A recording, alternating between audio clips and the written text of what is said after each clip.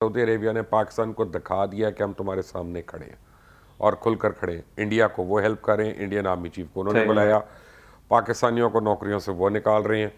और India on record है, अजीत दोवल भी, अमित शाह भी, नरेंद्र मोदी भी, खुद कुलभूषण यादव एक हमारे पास एविडेंस है कि जी हम बलूचिस्तान को अलग कराना है, हमने ये करना है वो करना है।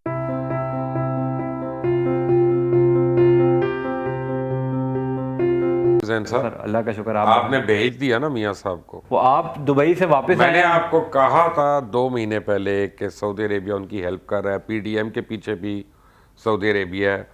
और अब देख लें सारा कुछ सामने आ गया। मतलब इसका मतलब है नवाज शरीफ को मतलब बतौर हथियार इस्तेमाल कर रहे हैं वो तमाम ममालिक जिनके साथ हमारी हथियार छोड़ दें, ये अपना वहाँ पे अब राहील शरीफ साहब हैं, वो उनके करीबी हैं।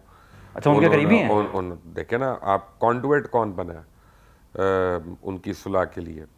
पहले तो सऊदी ही बहुत खिलाफ हो गए थे नवाज शरीफ के, जब कतर की बात हुई थी तो आप याद करें नवाज शरीफ के गले क्या पड़ा था कि उन्होंने कहा था कतर की और सऊदी अरेबिया की सुलह कराता हूँ मैं, और कतर का खाता आ गया तो वो बुरा बन गए। तो फिर किसी ने तो वर्किंग की होगी ना। तो मेरी इत्तला ये है कि शायद राहील साहब ने किया। लेकिन अब सवाल ये पैदा होता है कि सऊदी अरेबिया ने पाकिस्तान को दिखा दिया कि हम तुम्हारे सामने खड़े हैं और खुलकर खड़े हैं। इंडिया को वो हेल्प कर रहे हैं, इंडियन आर्मी चीफ को उन्होंने बुलाया, पाकिस्तानियों को नौकरियों से वो निकाल रहे हैं। मियाँ साहब को अब वो सियासी पनाह देने लगे हैं और कोई पता नहीं वो पासपोर्ट भी दे देंगे इनको, सऊदी पासपोर्ट भी दे देंगे। भाई अरबों डॉलर आपके पास जब होता है ना, तो आप हर मुल्क के लिए, आप 200 रुपये आपने चोरी की होती है तो आप घटिया चोर होते हैं। लेकिन भाई साहब इसमें नवाज शरीफ साहब ने सऊदी के लिए ऐसा क्या किया कि वो इतना मेहरबान? पहले तो उनकी बिजनेस साथ में थे ना, पहले तो उनकी शुगर मिलों में जो साउथ अफ्रीका वगैरह में और अफ्रीका में थी उसमें वो शेयर होल्डर्स थे ना सारे। लेकिन दूसरी बात यह है कि नवाज शरीफ साहब ने पता नहीं किया कि नहीं किया, ये शाह महमूद साहब ने जो किया है उसके बाद सऊदीया कहता है माई एनिमीज एनिमीज माई फ्रेंड, कि मेरे दुश्मन का जो दुश्मन है वो मेरा दोस्त है। तो आप देखें ना, आपसे डेफर्ड पेमेंट पे तेल ख़त्म कर दिया, आपसे उन्होंने जो कर्जा दिया वो भी वापस ले लिया और वो मज़ीद देने से इंकारी हैं। और आपके हालात जो हैं वो काफ़ी इस वक्त टेंशन में हैं, आपसे वो बात नहीं कर रहे, आपसे वो मुलाकातें भी नहीं कर रहे। और ये जो लोग आपके हैंडल कर रहे हैं सऊदी और यूएई के मामलात को, ये भी तिफले मकतब हैं। कोई जुल्फ़ी बुखारी जा रहा है तो कोई और इस तरह का जो है वो टाई पहन के सूट पहन के चला जाता है। लेकिन उनकी रीजंस हैं जिनको हमने एड्रेस करना है। लेकिन भाई साहब इसका मतलब तो ये है कि पाकिस्तान की इस्टेब्लिशमेंट और हुकूमत को सऊदी अरब ने क्लियर जवाब दे दिया। बिल्कुल जवाब नहीं दिया, दिखा दिया, उन्होंने हाथ दिखाया। मैंने अभी यूएई में था, मैं किसी से बात कर रहा था वहाँ यूएई में, मैंने कहा यार तुम लोगों को पाकिस्तान से क्या प्रॉब्लम है? वो कहते हैं यार 3.5 महीने हो गया तुमने अपना हाई कमिश्नर ही नहीं भेजा। बिल्कुल, तुम तो एम्बेसडर भेजते नहीं हो, हाई कमिश्नर भेजते नहीं हो, हमें कहते हो हम तुम्हारी बात नहीं मान रहे। कौन सुनेगा लोगों की? किससे बात करें? वो कह रहे हैं, वो कह रहे हैं ये भी तो बताओ ना, हम अमले से बात करते हो, कहते हैं जी हमें पॉलिसी का नहीं पता, हाई कमिश्नर अपॉइंट होगा। ये तो वो मुल्क होते हैं जहाँ जैसे ही एक आदमी जा रहा होता है उससे महीना पहले आप अगले को भेज देते हैं ताकि वो ट्रांजिशन भी हो। आप बिल्कुल ठीक, आपने इतना लाइट उनको लिया हुआ, वो आपको बता रहे हैं आप कितने इंपॉर्टेंट हैं, अब वो भी बता रहे हैं।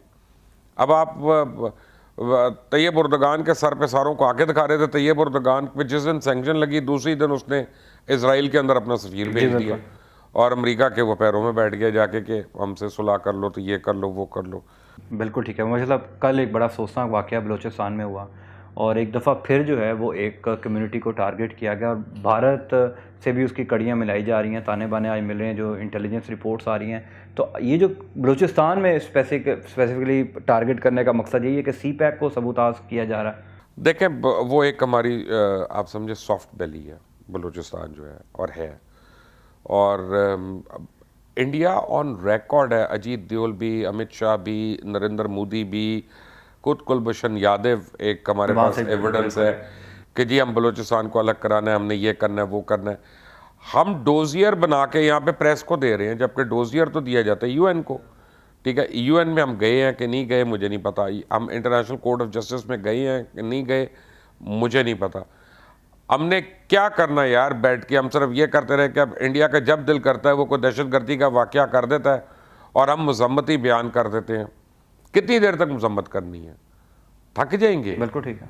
कहता हमें कोई वाज़ेह तौर पे स्टेप्स लेने पड़ेंगे, डिप्लोमेटिकली या मिलिटरीली, दोनों। अब आप तीसरा कोई ऑप्शन मुझे नहीं नज़र आ रहा, लेकिन जो अरबाब इख्तियार हैं, अगर उनका मूड होगा तो वो करेंगे ना। लेकिन वैसे साहब जो ये वाक़या बताया जा रहा है कि ख़ास तौर पर एक कम्युनिटी के लोगों को पहले अलहदा किया गया, फिर उन पर फायरिंग की गई, तो लग ये रहा है कि कुछ रिलीजियस सेंटिमेंट्स को भी हवा देने की कोशिश की गई है इस वाक़े से।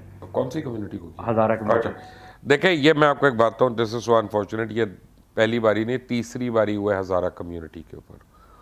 पहले उनके 92 अफराद जो थे उनको बेदर्दी से शहीद किया गया था, फिर उनके को 80 थे। और मैं इस कम्युनिटी वालों का बड़ा फ़ैन हूँ इस लिहाज से कि इनका जो प्रोटेस्ट था साइलेंट प्रोटेस्ट था, इन्होंने कोई हमेशा से रहा, तोड़ नहीं की, इन्होंने कभी इश्तियाल अंगेज़ी नहीं की, इंतहाई पीसफुल लोग रहे। लेकिन आपको याद होगा आज से 2 साल पहले न्यूजीलैंड ने हज़ारा कम्युनिटी के हज़ारों लोगों को नेशनलिटी ऑफर की और उनको अपने साथ ले गए। हम लोग इसी तरह करते रहेंगे तो लोग हमारे जाते रहेंगे, दूसरे लोग ले जाएंगे उनको, फिर हमारे पास ये भी नहीं रहेगा। ये दहशत गर्दी नहीं है सिर्फ, ये इंसानियत सोज दहशत गर्दी है, इंसानियत मुखालिफ दहशत गर्दी है।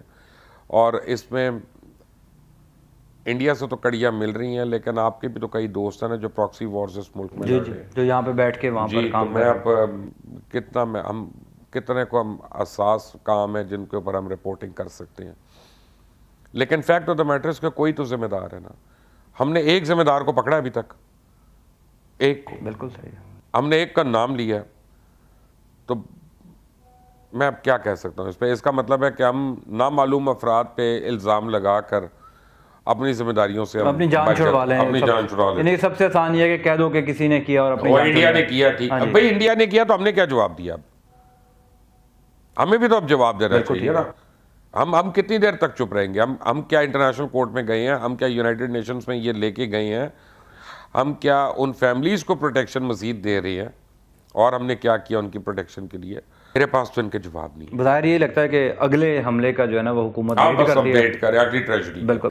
हमारे यहाँ जो हुकूमत में आता है ना, वो इसी पुलिस कल्चर के हाथों में रंगा जाता है, जो मर्जी हो जाए। बस ये नशा बड़ा है कि पुलिस वाले आपको सलूट कर रहे हैं, पुलिस वाले दौड़े लगा रहे हैं आपकी वजह से, और पुलिस वगैरह आप बगैर पूछे आपने कह दिया तो आंख के इशारे पे इसको उठा दिया तो उसको उधर लगा। ये नशा बड़ा है। प्लॉट से कब्जे छुड़वा दिए। बस प्लॉट से कब्जे, अब वो छुटा भी नहीं पाए। मुझे लगा एक बड़ा आखिरी वो नहीं छुटा। अच्छा, वो नहीं छुटा। अगर वो छुटा होता ना तो उमर शेख को इसीलिए फिर शायद मेरा ख्याल है हटाया गया। एक आखिरी बड़ा इंपॉर्टेंट है कि आज शफकत महमूद साहब वज़ीर तालीम, उन्होंने स्कूल खोलने का ऐलान कर दिया। अब से कुछ देर पहले मेरी आपसे बात हो रही थी तो आप मुझे बता रहे थे कि दुबई में SOPs को कैसे फॉलो किया जा रहा है। तो स्कूल खोलने जा रही है हुकूमत, क्या SOPs को फॉलो हम करवा सकते हैं यहाँ पर? देखें, असल में मुझे नहीं पता, लेकिन मुझे लोग ये बताते हैं कि गवर्नमेंट स्कूल्स तो कर रहे हैं फॉलो, प्राइवेट स्कूल्स फॉलो नहीं कर रहे। प्राइवेट स्कूल्स के ऊपर हुकूमत का कोई दबका नहीं है। ये एक बहुत बड़ा माफिया जो इस हुकूमत से बड़ा हो चुका है, और ये शुगर माफिया से भी बड़ा माफिया है, क्योंकि शुगर वालों के बच्चे स्कूल में पढ़ते हैं तो ये उनसे भी बड़ा माफिया है, और इनको आराम से नहीं कंट्रोल किया जा सकता। लेकिन एक फैक्ट है कि लगता ये है कि हमारे यहाँ वेव अब कम हो रही है, अल्लाह का शुक्र है। कल मैं एक इंडियन है, बहुत अच्छा एंकर है उनका, शेखर गुप्ता, वो उसका मैं वीलॉग सुन रहा था।